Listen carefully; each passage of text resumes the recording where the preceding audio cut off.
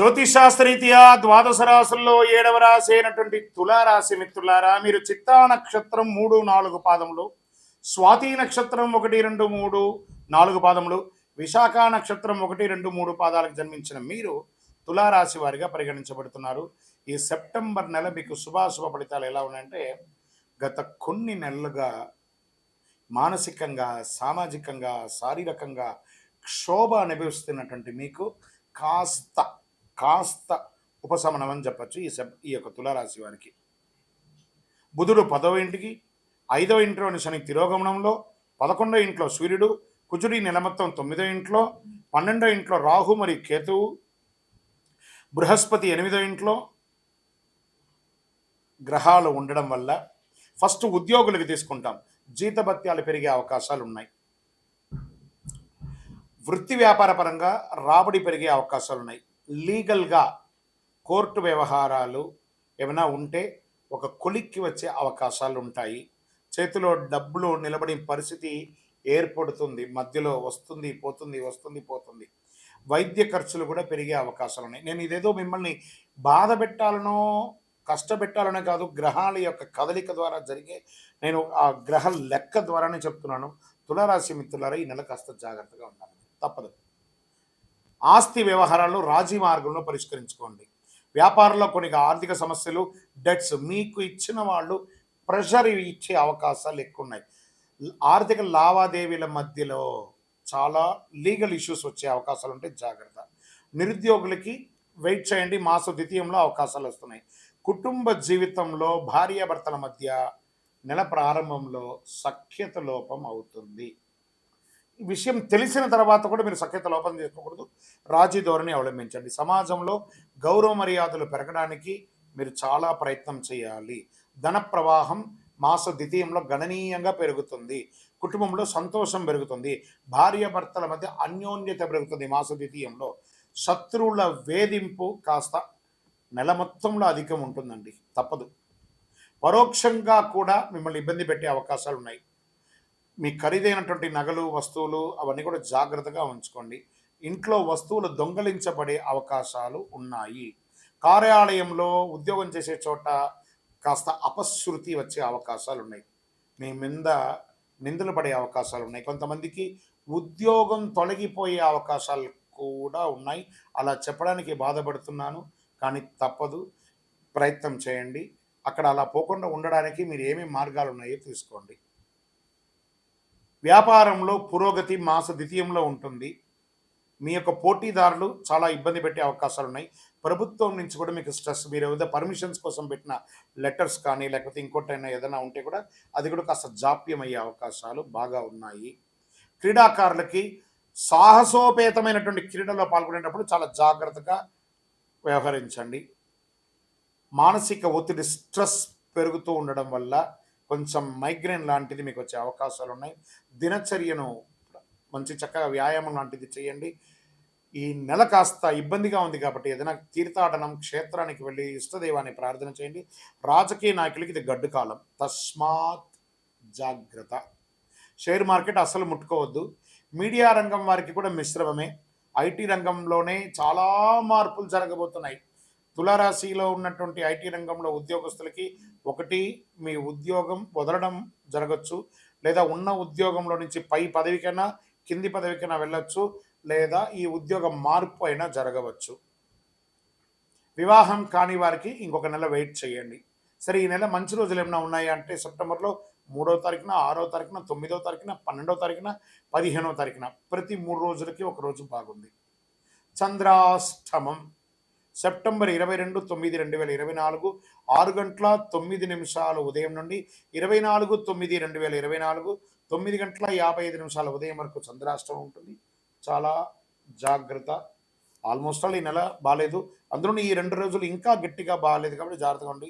గురువారాల్లో దక్షిణామూర్తి ప్రార్థన చేయండి, గణపతిని ప్రార్థన చేయండి. గం గణపతి మహానుభావ, గణపతి అనుగ్రహం చేయండి. ఏకదంత లంబోదర విఘ్న వినాయక. ఎలాగూ సెప్టెంబర్లో చక్కగా వినాయక చవితి వస్తుంది కాబట్టి ఆ వినాయక ఆరాధన చక్కగా చేయండి. ఆ మట్టి గణేశుని ప్రార్థన చేయండి. అన్ని రకాలుగా బాగుంటుంది. ఆరోగ్యం పట్ల జాగ్రత్త వహించాలి. వాహనం నడిపేటప్పుడు జాగ్రత్త, జాగ్రత్త, జాగ్రత్త. మళ్ళీ తులారాశి మిత్రులారా, ఈ నెల జాగ్రత్త. మళ్ళీ చెప్తున్నాను, జాగ్రత్త.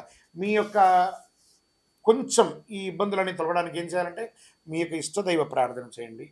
మీ యొక్క కులదైవం యొక్క దేవాలయంలో వెళ్ళి మీ వయసు ఎంత ఉందో అన్ని దీపాలు వెలిగించండి. ఓవరాల్ గమ్ అంటే చూసారా, పెదాలు ఎలా మూసుకున్నది, గమ్ గణపతి అని సైలెంట్గా ఉండడానికి ప్రయత్నం చేయండి. అన్నీ అవే సర్దుకుంటాయి. సైలెంటే ప్రతిదానికి కూడా సమాధానం. అధైర్యపడక్కర్లేదు. రానున్న రోజులన్నీ మీవే. చాలా రోజులు మంచి మంచి రాబోతున్నాయి. మంచి మంచి రోజులు రాబోతున్నాయి. కాస్త ఓపిక పట్టండి. మీ యొక్క సంపూర్ణ జాతకం తెలుసుకోవాలనుకుంటున్నారా? మీ పరిసర ప్రాంతాల్లో ఉన్నటువంటి జ్యోతిష్ శాస్త్ర నిపుణులను సంప్రదించండి. లేదా మా ద్వారా తెలుసుకోవాలనుకున్నారా? ఈ కింద కనబడుతున్న నెంబర్కి మీ date of birth, time of birth, place of birth WhatsApp చేయండి. కాల్ చేయకండి, మేము మీకు రిప్లై ఇస్తాము. కరుంగాళి మాలను ధరించండి. అన్ని రకాలైనటువంటి ఇబ్బందులు తొలగుతుంది. వినాయక చవితి అందరికీ గుర్తుండే ఒక వినాయక చవితి. దీన్ని పూజగా కాకుండా ఒక మెసేజ్గా మనం తీసుకుంటాం. మన యొక్క భూగర్భ జలాలన్నీ కూడా తగ్గిపోతున్నాయి కాబట్టి మీ ఇంట్లో మీ పిల్లలకి రెడీమేడ్ విగ్రహాలు ఇచ్చే బదులు మట్టిని తీసుకొచ్చి మీరు ఈసారి మీరు వినాయకులు తయారు చేయండి. మీరు చేస్తున్న వినాయకుడికి పూజ చేద్దాం ఒక టాస్క్ ఇవ్వండి. చాలా అద్భుతంగా ఉంటుంది. వాటిని పూజించండి. ఆ యొక్క వినాయకుల్లో కాస్త తులసి విత్తనాలు లేదా టమోటా విత్తనాలు, కొన్ని కూరగాయల విత్తనాలని ఆ పిల్లలకి ఇచ్చి ఆ మట్టిలో కలిపి ఆ విగ్రహాన్ని తయారు చేయమనండి. దాన్ని పూజించిన తర్వాత వాళ్ళ చేతనే నిమజ్జనం చేయించండి. ఒక బేసన్లో నీళ్ళు పోసి మీ ఇంట్లోనే ఒక తొట్టిలో వేయండి. ఆ చెట్టు వస్తుంటే ఆ పిల్లలు ఆనందపడతారు. నేను క్లే గణేష చేస్తే మా ఇంట్లో చెట్టు వచ్చింది. దానివల్ల ప్రకృతి బాగుంటుంది, ఆక్సిజన్ పెరుగుతుంది, అన్ని రకాలుగా ఉంటుంది. ఇక మండపాల్లో వినాయకులు పెట్టుకునే వాళ్ళు దయచేసి ప్లాస్టర్ ఆఫ్ ప్యారిస్తో కూడినటువంటి వినాయకుడిని దయచేసి పెట్టకండి. క్లే గణేష్ అని పెట్టండి. తర్వాత మండపాల్లో ఈ సినిమా పాటలు అవన్నీ కూడా కాస్త అవాయిడ్ చేయండి. మనం భక్తిగా ఉండగలము అని అంటేనే ఆ యొక్క మండపాల్లో పూజించను, కానీ వేరే వేరే వ్యవహారాలతో మండపాల్లో ఉండకండి. ఎందుకంటే ఆ మండపం అంటే సాక్షాత్ ఒక గర్భాలయం లాంటిది. అది ఆ 9 రోజులు నవరాత్రులు, గణపతి నవరాత్రులు చాలా విశేషంగా చేస్తుంటాం కాబట్టి అక్కడ పవిత్రంగా ఉండడానికి ప్రయత్నం చేయండి. మనం మొదటి రోజు పవిత్రంగా ఉండి మిగతా రోజులు కొంచెం తేడాగా ఉంటే భగవంతుడు అన్ని రకాలుగా ఆలోచిస్తుంటాడు, మనల్ని చూస్తుంటాడు. మనకి వాటిని కాస్త దాన్ని మండపాల దగ్గరగా ఎక్కువ మందిని దర్శనానికి రప్పించే మార్గం చూడండి. ఆ యొక్క భజన కార్యక్రమాలు, కళాకారులు ఎంతోమంది ఉన్నారు చూసారా, వాళ్ళకి అందరికీ అవకాశం ఇవ్వండి. మన కోసమే ఎదురు చూస్తున్నారు ఆ కళాకారులందరూ, వాళ్ళకి అవకాశం ఇవ్వండి. ఈ యొక్క వినాయక చవితి వచ్చిందంటే ఎంతమందికి ఉపాధి కలుగుతుంది తెలుసా? ఆకులు అలములు, మట్టి గణపతులు, పూజా ద్రవ్యాలు, భోజనాలు, మండపాలు, ఫోటోలు, ఫ్రేమ్లు, సెంటరింగ్లు, వాహనదారులు, వాయిద్యకారులు, ఎంతమందికి మనం తెలియకుండానే పరోక్షంగా మనం ఉపాధి కల్పిస్తున్నాం చూస్తారా. అందుకే భగవంతుడు గణపతితో ప్రారంభించి అద్భుతమైనటువంటి అవకాశాలు మనకి ఇస్తున్నారు. ఈ గణపతి చవితిని ప్రతి ఒక్కరు కూడా ఆనందంగా సంతోషంగా ఉండండి. చెరువుల దగ్గరికో లేదా నది దగ్గరికో వెళ్ళేటప్పుడు పిల్లలు జాగ్రత్త, అది కూడా జాగ్రత్త పడండి. వినాయక చవితిని ఆనందంగా చేసుకోండి. భాద్రపద మాసం వచ్చేసింది. భాద్రపదం అనగానే మనకేం గుర్తుకొస్తుంది? ఆ ఎలుక మీద ఉన్నటువంటి వినాయకుడు, దండాలయ్య ఆ గణపతికి వచ్చేస్తుంది. ఆ స్వామివారికి పిల్లలకి అందరికీ ఏం గుర్తుకొస్తుంది? కుడుములు, ఉండ్రాలు, లడ్లు, ఇవే గుర్తుకొస్తాయి. క్లే గణేష, తర్వాత మట్టి గణపతి లేదా విగ్రహాలు, మండపారాధనలు, ఎక్కడ చూసినా పండగ వాతావరణమే. పండగనే, గణపతి వచ్చేసారంటే పండగ తీసుకొచ్చేస్తున్నాడని ఒక పేరు. అలాంటి భాద్రపద మాసంలో ఎంత అద్భుతమైనటువంటి మాసం తెలుసా? ఈ భాద్రపద మాసం రాని అసలు భాద్రపదం అనగానే అందరికీ గుర్తుకొచ్చేది వరాహ జయంతి, వామన జయంతి, ఋషి పంచమి, ఉండ్రాళ్ళ తద్దే, పితృదేవతలకి ఉత్తమాగతులు కల్పించే పితృపక్షాలు, ఇవన్నీ కూడా గుర్తుకొస్తాయి. ఈ మాసానికి ఎన్నో అద్భుతాలు ఉన్నాయి. దేవతల పూజలకి, పితృదేవతల పూజలకు కూడా ఉత్కృష్టమైనటువంటి మాసం భాద్రపద మాసం. చాంద్రమానం ప్రకారం భాద్రపద మాసం 6వ మాసంగా మారుతుంది, అంటే 6th.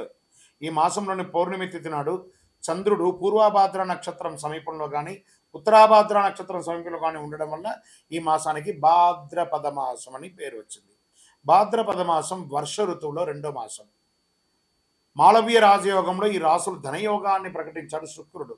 భాద్రపద మాసంలో శుక్లపక్షం దేవతా పూజలకు ఉత్కృష్టమైనటువంటి కాలంగా, కృష్ణపక్షం పితృదేవతల ఆరాధనకు అత్యంత ప్రీతికరమైనటువంటి, ఇటు దేవతలు ఇటు పితృలు అందరిని పూజించే ఒక అద్భుతమైనటువంటి మాసం చెప్పొచ్చు.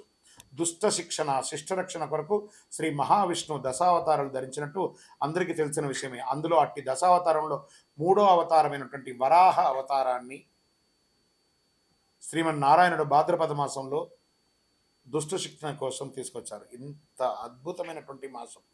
పితృలు పితృలు అంటే తల్లిదండ్రులు మాత్రమే కాదండి, వారి పితృలు మనకు ఎంతో కాలం నుంచి వచ్చినట్టు తాత ముత్తాతలు వాళ్ళందరూ కూడా పితృలే అనమాట. 15 రోజులు శుభ కార్యక్రమాలు, పండగలు, పబ్బాలు, ఆర్భాటం. దాని తర్వాత మహాలయ పక్షం, పితృలు ఇవన్నీ చేస్తున్నాను చూస్తారా. అందుకే ఈ యొక్క భాద్రపద మాసానికి చాలా ఉన్నతమైనటువంటి ఒక పేరుంది. ఈ నెలలో ముహూర్తాలు ఉండవు, కానీ పూజలు ఉంటాయి. విజయోస్తు.